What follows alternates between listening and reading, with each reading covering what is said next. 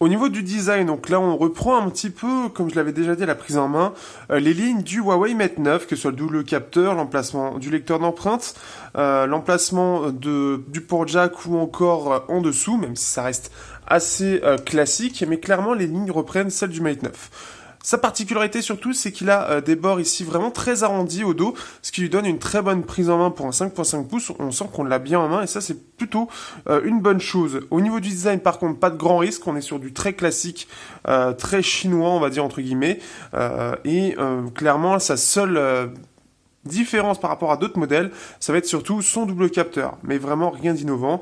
Après, pas de choses particulières de négatives à dire, c'est propre, c'est bien conçu et ça tient bien en main. Surcouche, alors là je suis sur EMI 5.0, une version bêta, mais une version qui est très aboutie et qui fait beaucoup de bien, donc qui fait beaucoup de bien tout simplement au niveau de la surcouche, puisque par rapport à avant, au niveau du design, au niveau des petites choses, c'est très bien. Ce qui est bien, c'est que c'est maintenant sous 7.0, et ça, c'est une bonne chose. Pour l'instant, je n'ai que la bêta, elle n'est pas encore disponible au moment de la sortie du test. Mais c'est fluide, c'est efficace, on n'a pas de grands changements par rapport à avant, mais ça reste beaucoup plus agréable visuellement, et c'est très bien optimisé, donc ça c'est une bonne chose. Franchement, ça a été très agréable de l'utiliser, c'est fluide, c'est rapide, et il y a très peu de bugs.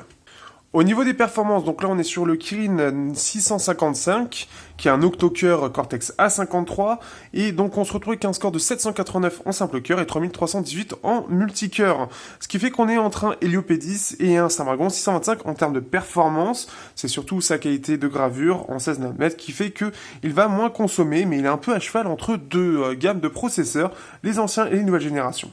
Au niveau de la partie graphique, on est sur un Mali T830 MP2 et on se retrouve ici avec des performances qui sont proches du Helio P10, même très proches du Helio P10, puisqu'on va pouvoir le voir. On est face au Wiko UFIL Prime avec le MT6753, on est face donc HTC Uplay et bien évidemment, donc on va essayer de trouver autre chose rapidement.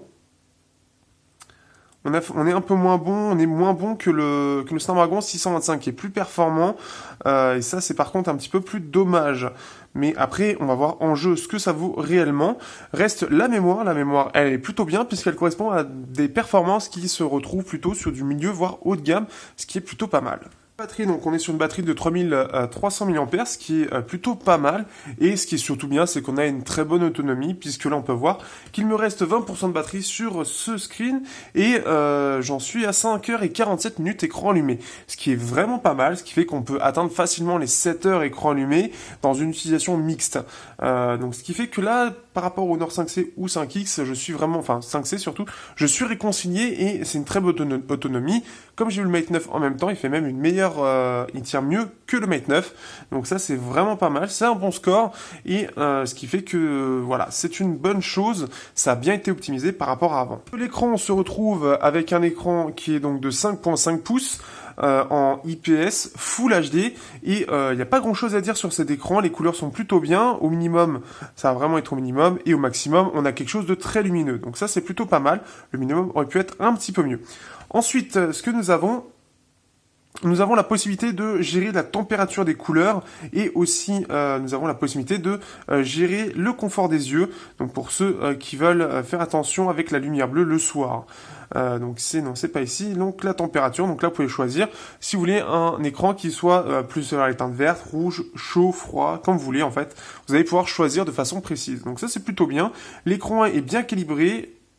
Au nord, c'est un petit peu calmé. Avec le rouge, on a quelque chose de vraiment plutôt neutre, plutôt réaliste, tout en étant un petit peu vif. Donc c'est assez sympa, c'est bien géré et le rendu de l'écran est vraiment pas mal. Au niveau du son, alors là, ça va être un petit peu plus mitigé. Autant je trouve que pour le petit haut-parleur qu'a le Honor 5X, je trouve que le son est plutôt pas mal. Par contre, au niveau de la jack, c'est un petit peu plus basique. On va être sur une jack qui va être un petit peu comme les Snapdragon 430 qu'on a par exemple sur les Wily Fox.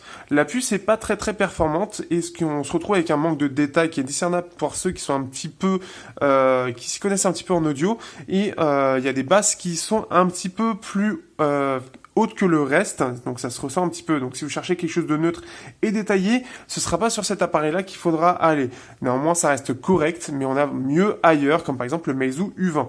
Ensuite, la petite chose à faire quand vous recevez l'appareil, pour être sûr d'avoir quand même un meilleur son, c'est d'enlever l'effet SWS du casque. Donc ça, seulement que vous avez la jack branchée, parce que vous allez déjà avoir quelque chose de bien meilleur, un meilleur rendu. Photo, donc là on est sur l'un des premiers capteurs, double capteur dans cette gamme de prix. On a donc droit à un capteur 13 mégapixels et un capteur 2 mégapixels qui va être là pour le côté bokeh. Et il faut le dire, c'est plutôt pas mal. Donc là, on va faire un exemple. Vous avez tout dans la description, le lien des photos, pour voir justement ce que ça vaut.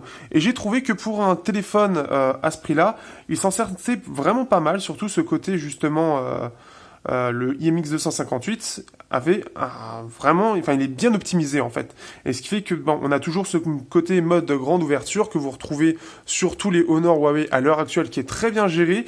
Bien évidemment, le capteur n'est pas non plus extraordinaire, ça reste le IMX 258 qu'on retrouve sur beaucoup de modèles, et qui, dès que les conditions vont faiblir, va montrer ses limites en termes de détails et en termes de luminosité, en termes de tout en fait. Mais globalement, quand vous êtes en plein jour, on peut faire des belles photos, surtout avec l'effet bokeh qui est vraiment bien géré, et on a aussi quand même une application photo qui est quand même très complète, ça faut le dire. Donc là, on est à l'avant, c'est pas la plus complète, et on peut en télécharger quelques-unes d'autres de côté. Donc ce qui fait que c'est plutôt pas mal, j'ai trouvé que c'était plutôt pas mal. Seul la HDR ne sert strictement à rien par contre. Les jeux, c'est plutôt correct, là on aura une petite chose qui ne va pas, donc...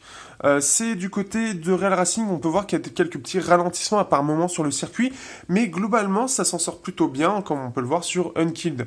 Ce qui fait que globalement c'est plutôt correct pour une petite puce pas très performante. Après on est sur quelque chose qui est un peu milieu de gamme, donc on va se retrouver avec le Meizu U20 ou autre Snapdragon 430 comme le Wily Fox Swift 2 Plus par exemple, ou même 2X, mais par exemple par rapport au Snapdragon 625 qui reste moins performant. Qu'est-ce que je peux dire par rapport à cet appareil? Eh bien, il m'a réconcilié par rapport à la gamme, parce que il n'a pas de gros défauts en soi. C'est ça qui est plutôt cool. D'ailleurs, le capteur d'empreinte, je ne l'ai pas dit, mais il fonctionne plutôt bien. Donc ça, c'est vraiment pas mal et il est très rapide pour un tel à ce prix-là. Mais il n'a pas de gros défauts. Forcément, on a un appareil qui est limité dans cette gamme de prix, c'est normal. La jack est quand même un peu limite. On peut trouver mieux ailleurs. Elle est sans être... vraiment mauvaise, elle est correcte, mais pour ceux qui sont un peu exigeants, ce sera pas suffisant. Aussi, ce qu'on peut dire en petit défaut, c'est qu'on est encore sur du micro USB type B, et donc forcément, pour ceux qui aimeraient bien avoir de l'USB-C, c'est pas encore pour ce modèle-là. Donc là, ce sera plus pour le prochain, c'est un petit peu dommage, mais à mon avis, ça va être un petit peu coûteux. Globalement, je suis quand même satisfait de l'appareil, il est quand même assez équilibré, il n'a pas de gros défauts en soi, et donc ça c'est plutôt une bonne chose. Et en plus de ça, UMI 5.0 est quand même un gros atout par rapport à la version d'avant. Elle est beaucoup mieux gérée, il y a plein de petites options et ça c'est plutôt cool. Donc après à voir par la suite si ça vous plaît et à voir comment ça va être optimisé. Mais moi j'étais sur la bêta et c'est tourné très très bien. Donc ce qui fait que moi je vous le recommande si vous cherchez un téléphone en 5.5 pouces à 200 euros. Clairement c'est une valeur sûre. Sur ce je vous dis à bientôt pour un prochain test sur Teknoid.